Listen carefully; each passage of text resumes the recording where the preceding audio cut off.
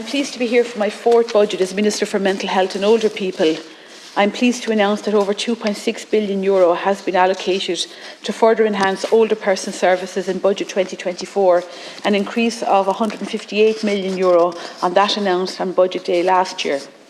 This includes over €45 million additional funding for long-term residential care in nursing homes, public, private and voluntary. This funding will support nursing homes to maintain services and to manage inflationary increases via the Nursing Home Support Scheme, also known as Fair Deal.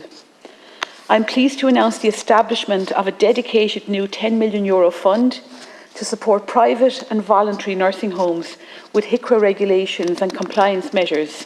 The details are currently being worked on by officials in the Department of Health. The delivery of home care continues to increase each year, and in 2024 we expect to deliver 22 million hours of home support. This is more than has ever been delivered before, and an additional €2.8 million is allocated to meet inflationary pressures. 18% of all new home support hours are now ring-fenced for people with dementia. I am delighted to announce €300,000 of new funding for weekend activity clubs for people with young onset dementia, working with the Alzheimer's Society of Ireland, making use of facilities that are normally closed at the weekend. It makes perfect sense and will be an invaluable resource for young people with early onset dementia and their families. We know that community services play a vital role in helping to keep older people well, out of hospital and living in their own homes and communities for longer. We will be investing an additional €3.7 million in 2024 for day services, for in-home dementia day care and for Meals on Wheels across the country. In the programme for government, we committed to establishing a commission to examine care and supports for older people. €1.2 million has been allocated in Budget 2024 to support this work. We will also increase the provision of transitional care funding by €4.6 million in 2024. Turning to mental health, I am really pleased to announce Budget 2024 brings annual funding to mental health services to nearly €1.3 billion. This year's budget focuses on further developing youth mental health. Specific funding has been provided for the recruitment of 68 posts associated with CAMHS. The extra staff for CAMHS will support the implementation of the recommendation of key reports and audits seen in this country over the last 2 years. An exciting new initiative that I am delighted to have secured funding for is a youth mental health app.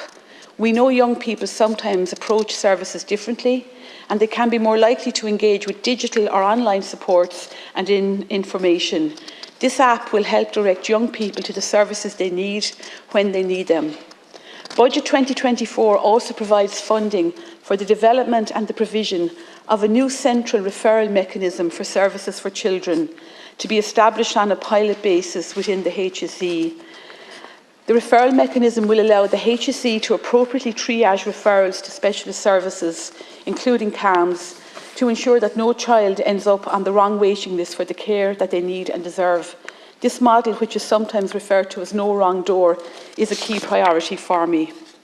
I am also pleased to confirm that continued rollout of suicide bereavement liaison officers in 2024, as well as specific funding next year for the further national rollout of the Traveller Counselling Service to ensure that culturally inclusive and appropriate counselling services will have national coverage for the first time.